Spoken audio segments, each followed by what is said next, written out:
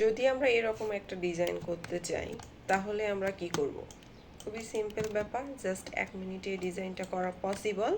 তো কিভাবে পসিবল? প্রথমে আমি একটা একটা ইলিপস নিব। ইলিপস নেওয়ার পর এটাকে ফিল কালার করে দিব, দেন ডিরেক্ট সিলেকশন টুলে গিয়ে একটা অ্যাঙ্কর ডিলিট করে দিব।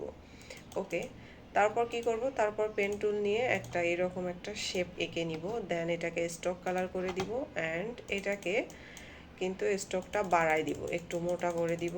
অ্যান্ড কি করব? স্ট্রোকের অপশনে ঢুকে এখান থেকে ক্যাপটা রাউন্ড টেবল করে দিব এবং কমারটা রাউন্ড টেবল করে দিব, দেন এটা হয়ে যাবে। তো এটাকে ইচ্ছা মতো শেপে কিন্তু আপনারা নিতে পারেন, ছোট কিংবা বড় করে। এখন কি করব? লাইন সেগমেন্ট টুলে যাব অ্যান্ড এখান থেকে শিপ চেপে ধরে কিন্তু লাইন নিয়ে নিব।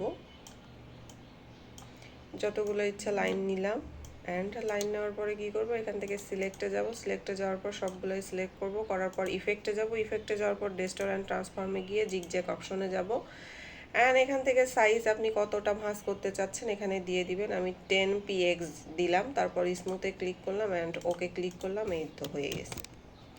ওকে, তো এখান থেকে আপনি চাইলে কালারটা পরিবর্তন করে দিতে পারেন অ্যান্ড কালার পরিবর্তন করে দিয়ে এটাকে আপনি অ্যারেঞ্জে যাবেন, যা বিং টু ফন্টে ক্লিক করলে কিন্তু এরকম একটা সুন্দর ডিজাইন হয়ে যাবে। খুবই সিম্পল। Okay, thank you.